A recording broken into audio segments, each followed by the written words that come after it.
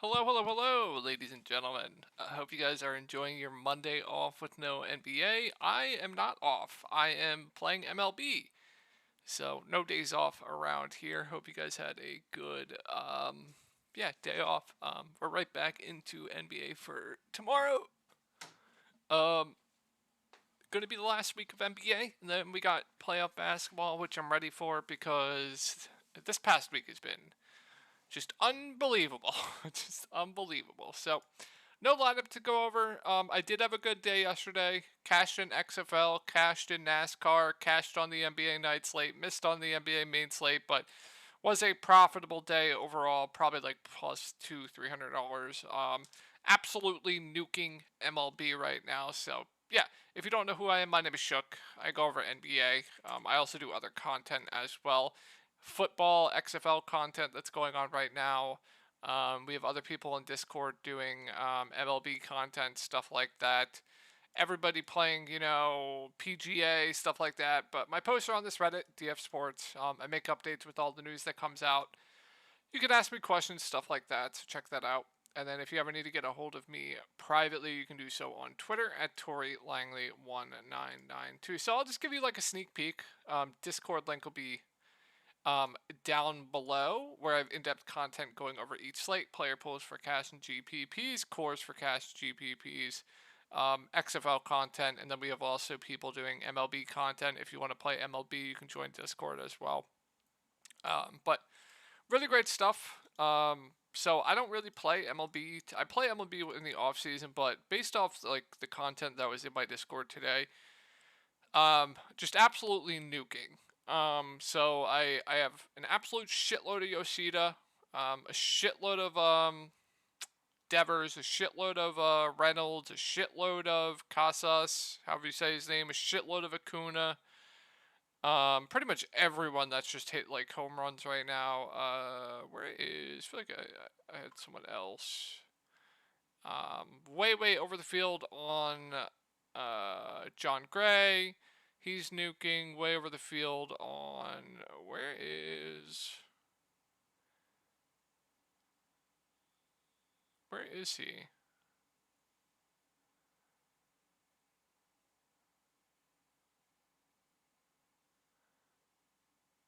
As you can see, but my exposures are nuking. I'll give you a sneak preview into it. So I post projections for MLB. I don't care if I get banned from Fantasy Labs. Sure, go ahead, ban me. People doing write-ups, core plays, stuff like that. And then with NBA, I also do core plays, player pulls in cash, and stuff like that. I give private videos, so that'll be down below. So let's go over this. I believe 13, 1, 2, 3, 4, 5, 6, 7, 8, 9, 10, 11, 12. Yeah, 13 game slate for Tuesday the 4th. I'm going to make this as quick as I possibly can. Not going to go in depth. It's just too big of slate. So Toronto and Charlotte.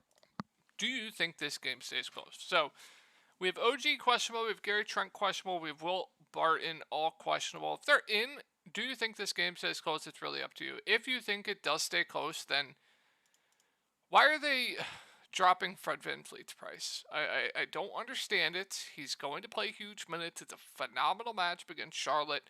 If this game stays close, I really like Fred VanVleet. I like the ceiling a ton on Siakam if you think this game stays close. I like Jakob Pertl if you think this game stays close. I really like these three for tournaments as long as you think this does stay close. And then if OG and Trent are out, that just helps them even better. And then if they're out, you're probably going to get more run for guys like Chris Boucher, Precious Achua. They would be viable tournament darts. But I don't think we'll have to go there on this slate. And then Scotty Barnes, I think, is just like, okay. He's definitely my least favorite of the bunch of these Toronto guys. But like Siakam for GPPs, really like Fred VanVleet. I like Pirtle, and then if they're out, I just like them even better. On to Charlotte. So no PJ, no Rozier, no Oubre, no Hayward. I don't expect Dennis Smith Jr. to play. Mark Williams, I believe, will be the one sitting out tomorrow, but just keep an eye on that to make sure. They're only going to run two centers. So with Dennis Smith Jr. out, you're going to have Maladon playing around 40 minutes. Even in this matchup, I still think he's a very good play. I think if he's playing this many minutes, he's actually a solid fantasy point producer. He should be like 7K in my opinion. So I still think Maladon's a pretty good play. I think Svi Mikhailuk, he's going to run the show offensively, is even playable at 6'2". I wish he was a little bit cheaper, but still fine options. Richard, Kai Jones, if Mark Williams is going to be out, they'll split the center minutes. Just give me the discount on Kai Jones, who I think is a reasonable value, and then Nick Richards would be a fine play, but the matchup is very tough. And then you're going to see big minutes for Book Knight and JT Thor. Book Knight, I think, is okay, and JT Thor, very, very low usage, so I'd rather just go to Book Knight. And then Bryce McGowan's has been very, very bad of late, but another guy that will get a lot of run and is a playable value. Let's move on to Cleveland. So not a ton of interest in this team. This is probably one of my least favorite games on the slate. So Mitchell, Mobley, Garland, Allen, LeVert, all just contrarian plays for me. I don't really have too much interest in any of them.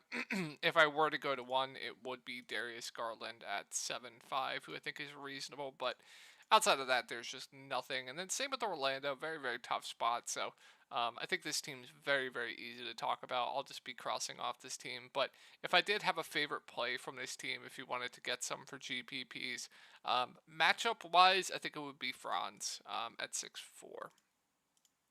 On to Milwaukee. So we have Middleton out, we have Grayson out, we have Javon questionable. Everyone on Washington is out. So it's up to you if you think this game stays close. Once again, Milwaukee's going to try and win games here. So if this game stays close, I really like Giannis. I think he stands out as one of the best spin-ups on the slate as long as it does stay close. With Middleton out, I think Drew is solid as well at 8.5K. I'm not going to get to Brolo. I'm not going to get to Portis. Sure, if you want to go to like Joe Ingles, I think that's solid, especially if with Grayson Allen out, especially if Javon Carter's out. Because if Javon Carter's out, Joe Ingles is actually going to do quite a bit of ball handling. So I think Joe Ingles is a solid sneaky value for tomorrow with Grayson and Middleton out. And then especially if Javon Carter's out, I don't think I can stomach like a Pat Connaughton. I'm pretty sure his minutes have been on a down. Yeah, he just hasn't been playing. He'll probably play tomorrow with these guys out, but I don't think I can stomach it. Definitely, if I were to target a value on Milwaukee, it would be Joe Ingles for me. On to Washington. So I played Denny yesterday. 3 of 8 shooting. I played him the slate before. 2 of 14 shooting. I mean, I don't know what to say. Now it's a really tough matchup, so I'm not inclined to go there. But he'll be the number 1 on this team. He still does have a ceiling for GPP, so playable option. Corey Kispert is apparently Ray Allen right now. Does have a ceiling if he's hitting his shots, but I don't love it. Really tough spot for Gafford, so I won't be going there. I think I'm mainly looking to, as I know it's gross, I'm mainly looking to Johnny Davis, DeLon Wright, Jordan Goodwin. I think these are my 3 favorite plays on Washington. I'll keep saying it. Milwaukee has not been doing good against point guards, so same thing I said about Theo Maledon. I think DeLon Wright at 5.5 is solid. Jordan Goodwin, I think we get around 20 minutes from him. He's a playable value at 4K. And then Johnny Davis, I think he'll play in a blowout as well. So I think we get over 30 minutes regardless from him as long as if this game stays close or blows out. So I think he's solid at 4.2. Yeah, I know it's disgusting. I know he's terrible, but yeah, I think he's fine. Good matchup here. We have Bam Adebayo coming back, so I don't have too much interest in this team. If you want to target like guys like Tyler Herro, Bam, Jimmy Butler, be my guest, but they're all more contrarian plays to me on this slate. So that'll do it for Miami. Let's move over to Detroit. So once again, really tough matchup. Same thing I said about that Orlando game. There just isn't much here for me. I know we have Bagley out, we have Magruder out. Obviously, Bojan's done for the year. Stuart Burke's out, but I guess if you want to target Ivy for GPPs, just because right now he's playing huge minutes and his role is very, very good. I get it, but I just don't like the matchup. I think the prices are right. Wiseman, Durant splitting the center minutes. Neither of them stand out to me in a tough spot. And then you couldn't pay me to play guys like Kojo and RJ Hampton, those types of guys. I don't think I can do these guys on the slate. So that'll do it for Detroit. Let's move on to Minnesota. So not the best spot here, but 8.1K Anthony Edwards does seem very enticing to me. I know the floor is lower with Cat back, but he still has like 60 fantasy point upside. So I do like Ant quite a bit for tournaments, especially at this price tag. Rudy Gobert, no, with Cat back. Cat, I believe, will be playing. I'm almost positive he's going to play. So if he goes back to like mid 30s minutes also at a sub 8K price tag, bigs have been doing very well against Brooklyn. I like him for GPPs. I'm not going to get to slow-mo, even though he's been doing very, very well of late. Can't go there. Conley's overpriced. I won't be going to any of the Minnesota value. So, okay spot here for Brooklyn. I'm going to say the same things I've always been saying. I like the main guys quite a bit for GPPs. You're going to see tight rotations here. So, Dinwiddie looks good. Bridges, like his ceiling. Dinwiddie is safer. Bridges has the higher ceiling. It's really up to you if you want to go there, but I think both look good. Claxton at 7-1, I think, is pushing it, but still another playable option. Cam Johnson at 6'5", mainly pushing it too, but another playable option. So I guess I'm really looking at Bridges and Dinwiddie for Brooklyn. Let's move on to Atlanta. And this guy, man, and the price came down. So he's questionable. If he's in, I like both the guards quite a bit for tournaments.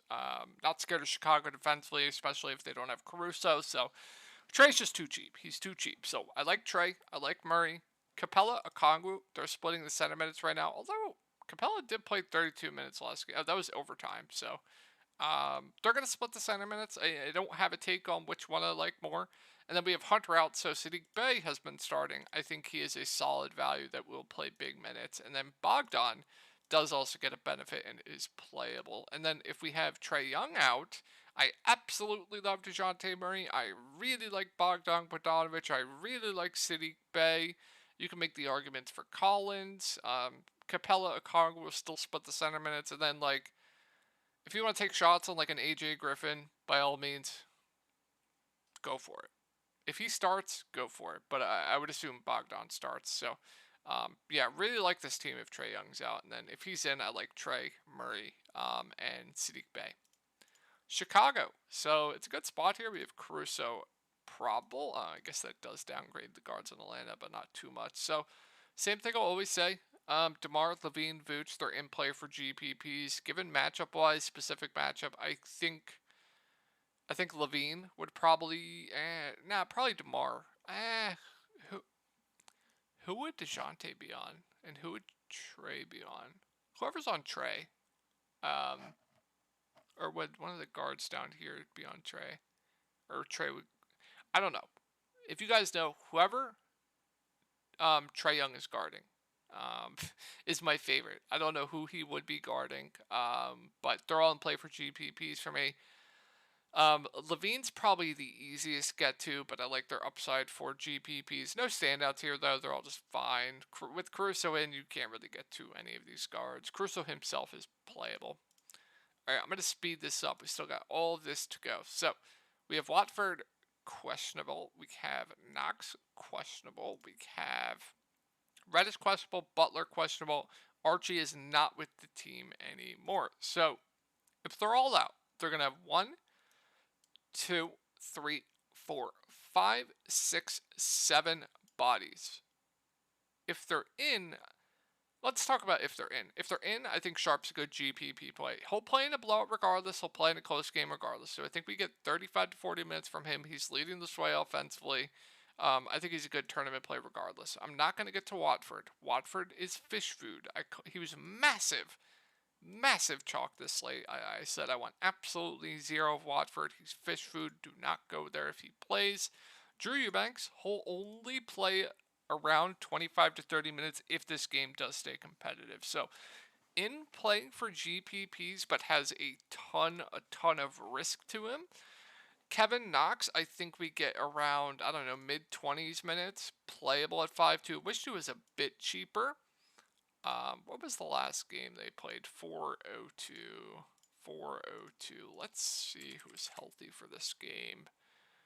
I don't follow Portland at all, so sorry guys. Should have looked at this before. So they had 1, 2, 3, 4, 5, 6, 7, 8. So it seems like everyone was healthy for this game. So you saw Knox play 29, and then obviously the game stayed close. So you saw, Watford, Matisse Thybulle, Drew Eubanks, Shaden Sharp, obviously will play in a blowout regardless, close. So this is what I will say. I think Knox is playable. I like Skylar Mays at 5'1". He's just a guy that can stuff the stat sheet. If you guys aren't familiar with Skylar Mays, he's actually not a bad point per minute guy, and he can stuff the stat sheet, do a little bit of everything. He'll have the ball in his hands a decent amount, so I think he's a very, very safe play. I also think he could play in the blowout. I don't know who would play in the blowout. I know Walker would play in the blowout. Shaden Sharp would play in a blowout. Harrison, I think, would play in a blowout. Jonathan Williams will probably play in a blowout.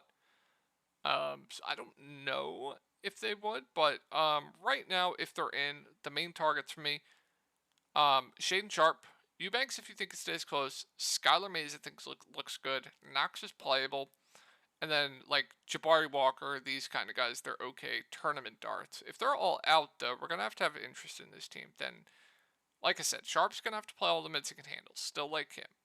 Skylar May is probably gonna have to play all the mids he can handle, but like him a lot. Jabari Walker, I think, would probably have to play over 20 minutes. Good point per minute guy if the game blows out. Might have to play close to 25 to 30. Would like him. Harrison, I have no idea. I'm really not familiar with this guy, but obviously would be playable in like a 7-man rotation. And then Jonathan Williams at the flat-man price. Once again, I'm not too familiar with him, but if they're going to only have 7 or 8 bodies, definitely would be firmly in play.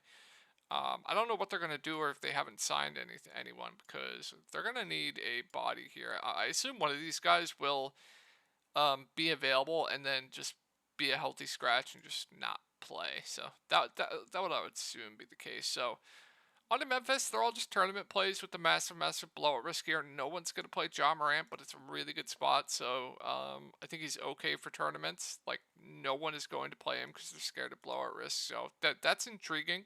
I'm not going to get to Bane. Jaren does have upside now that the prices come down, and I don't really like anything else on Memphis. Let's move over to Sacramento. So 7.7K De'Aaron Fox. You guys ready to get absolutely burned by him tomorrow because he's too cheap? So same thing I said with Fred VanVleet. I really like both. I think Sabonis is good. If Malik Monk is out, that doesn't change much for me. It might just solidify the minutes for like Herter, Barnes, Murray, but I don't think I can go to any of them on a 13-game slate. Maybe Terrence Davis will enter the rotation, but also I just can't go there. So that'll do it for Sacramento. One of the Pelicans, and they're dropping Brandon Ingram's price, and I don't understand it. He should be close to a 10K player. It's a phenomenal spot, a pace-up spot. Brandon Ingram might be one of my favorite tournament plays on the slate tomorrow, and I don't think he'll get too much ownership. CJ McCollum has just been awful because Brandon Ingram takes up all the usage, so he's still playable, but I prefer Jonas Valanciunas, who will play less, but will be a lot more productive. And then Trey Murphy's overpriced. Josh is overpriced. If you think they go to Nance and he plays over 20 minutes, then sure, that's fine for value. But I feel like better value will open up. So I'm pretty confident Jokic doesn't play tomorrow. I think Denver pretty much has the 1 seed. I think they're 2 games up. They're 3 games up. So they pretty much do have the 1 seed. So I don't think Jokic plays here. But if he does, I love him for tournaments against Houston. And then Murray, Gordon, Brown, and Brown will be out to play at that price. And then like Murray, Gordon, MPJ would all be secondary plays. But if Jokic is out, then I love this team once again here. Then I think Murray's a solid play regardless, just because guards have been destroying Houston. But would love Murray, would love Gordon. Bruce would be playable. MPJ does not get a usage bump with Jokic off the floor. It's up to him if he has to hit his shots or not. 11 rebounds, complete outlier last game, but yeah, still fine. And then whoever they start at the 5, I think would be playable. Whether it's like Jeff Green, DeAndre Jordan, which is it's just disgusting, Just whoever starts at the 5 would be playable there, and you're probably gonna see like Christian Braun play a decent chunk of minutes, but hard for me to go to him. I mean, KCP is 4-1. He did get injured last game. We'll just have better value. I feel like on to Houston, and same thing I'll always say. Same thing with Brooklyn. Like, I like this team for GPPs. They're gonna play huge minutes. Kevin Porter Jr. looks good. He's too cheap. Like the ceiling on Jalen Green. Sengun played 22 first half minutes, finished with 38. If they're gonna play Sengun almost close to 40 minutes, he is also too cheap, and I like him, especially if Jokic is out. Jabari also going to play huge minutes. I believe he did last game, so he's in play. I don't like Martin or Eason, but they're also viable. Eason just won't play that much, so it's really hard for me to pay that price to go there. On to Boston, so really important news to monitor here. Jaylen Brown is questionable. If he's in, then I don't like anything on this team in a tough matchup. If he's out, then I like Tatum quite a bit. I like the guards and White, Smart, Brogdon. They all get a usage bump. All would look good. We have Robert Williams out to Al Horford. I mean, it's a really, really tough spot, but he does get a boost. And then I'm not going to go to anyone else. So, yeah, got to keep an eye on this news. Pretty important news there. On to Philly. Tough spot here. So it's just Embiid, Harden. They're fine contrarian plays up at the top.